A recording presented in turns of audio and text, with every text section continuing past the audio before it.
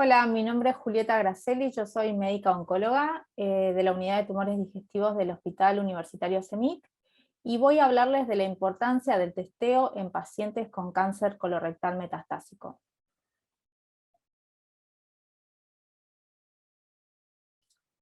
Para empezar, las preguntas que surgen de este gran tema es: ¿qué debería incluir mi testeo y cuándo debería realizarlo? Para eso nos basamos esencialmente en la información que nos aportan las guías de la ESMO y otras guías de relevancia, donde nos definen claramente cuál es el panel de mutaciones que deberíamos tener al diagnóstico de la enfermedad metastásica. Este panel claramente debe incluir las mutaciones de KRAS, de NRAS, de BRAF, y actualmente agregamos las alteraciones de las proteínas de reparación del ADN o MMR o MSI, dependiendo de la técnica con la que realicemos el testeo. Esta información es clave que la tengamos al diagnóstico de la enfermedad porque nos sirve por distintos aspectos, tanto terapéuticos como pronósticos. A su vez, podemos ampliar ese panel a otras alteraciones que cada vez están más recomendadas, como ser las mutaciones de ER2, alteraciones de TMB o fusiones de NTRK, pero estas alteraciones podríamos quizás hacerlas al diagnóstico, pero si no es posible, por el motivo que sea, realizarlas en una segunda instancia o quizás en algunas poblaciones enriquecidas para este tipo de alteraciones. ¿Por qué es relevante tener esta información desde el diagnóstico? Esencialmente por aspectos pronósticos, están claramente definidas distintas subpoblaciones de pacientes que presentan evoluciones de su enfermedad en supervivencia global que pueden variar. Esto nos permite tener charlas francas con nuestros pacientes y sinceras en relación a las expectativas del tratamiento, y que cada vez los pacientes nos piden este tipo de información. El subgrupo de pacientes wild type es el grupo que mejor pronóstico tiene dentro de este subgrupo de pacientes metastásicos, y en un nivel intermedio están los pacientes que tienen mutaciones de KRAS y NRAS, y el peor pronóstico lo tienen los pacientes con mutaciones de BRAF. En relación a la alteración de inestabilidad de microsatélites, en el escenario de enfermedad avanzada se considera un factor de mal pronóstico. Y a su vez tiene una implicancia terapéutica enorme. Ya desde hace años tenemos información que avala la utilización de anti-EGFR en primera línea combinado con quimioterapia estándar, y esto ha demostrado un gran impacto en supervivencia global en la subpoblación de pacientes con colon izquierdo, con un delta de beneficio que supera en algunos casos los 6 meses, y es por ello que a día de hoy es la terapia de elección estándar en este subgrupo de pacientes en primera línea. Y es por ello que es tan relevante tener esta información desde el momento que tenemos el diagnóstico de enfermedad avanzada. En algunos pacientes también buscamos otros objetivos relacionados con la respuesta, tanto en aquellos pacientes que tienen un alto volumen de enfermedad, como en pacientes en los que buscamos una conversión para una eventual cirugía.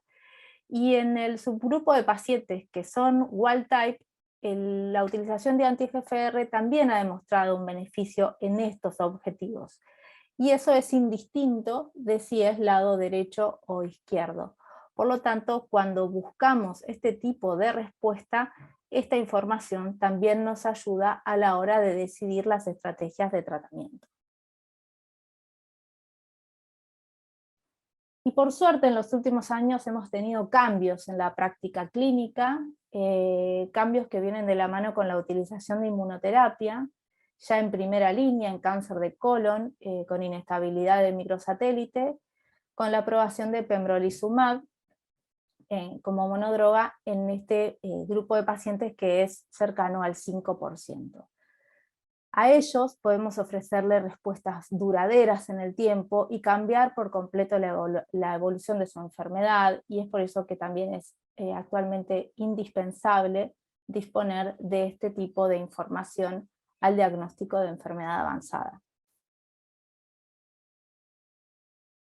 Ha habido otras novedades, ya en el escenario de segunda y tercera línea, como la aprobación en el resto del mundo de la utilización de encorafenib más cetuximab, basados en el estudio Beacon para pacientes con mutaciones de BRAF, un subgrupo de pacientes de muy mal pronóstico, con pocas opciones terapéuticas. Actualmente no está disponible esta medicación en nuestro país, pero esperamos que sí a corto plazo, y también esperamos los resultados de los estudios en primera línea que quizás nos cambien la estrategia terapéutica a corto plazo. Y ya con alteraciones más infrecuentes, podemos hablar de la aprobación de larotrectinib en población refractaria, en pacientes que presentan fusiones de NTRK.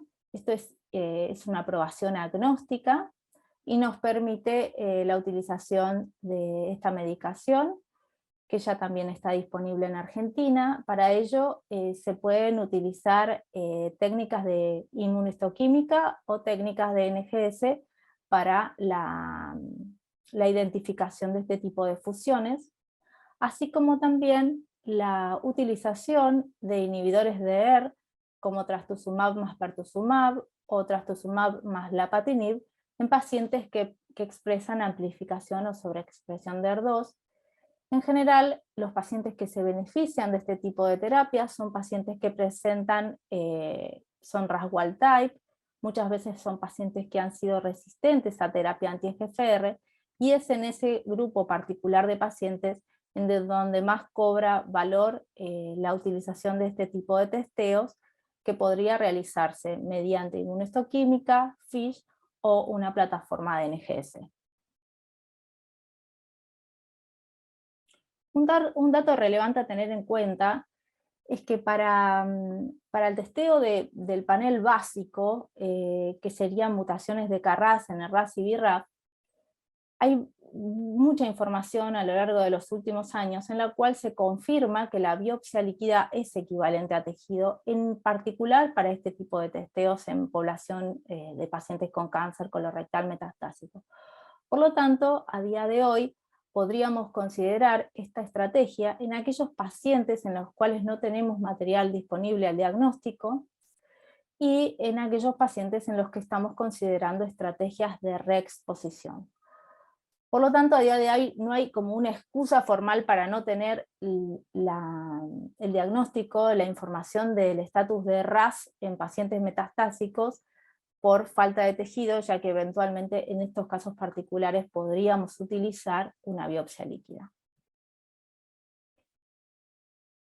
Asimismo, tenemos alguna información relevante sobre testeo de NGS en cáncer colorectal. Hay unas guías actualizadas de la ESMO, tratando de poner un poco en contexto esta información, ya que cada vez más es posible, inclusive nuestros pacientes nos preguntan si realmente valdría la pena o no hacer este tipo de paneles amplios. Y la verdad es que a día de hoy no hay una indicación formal para realizarlo al diagnóstico.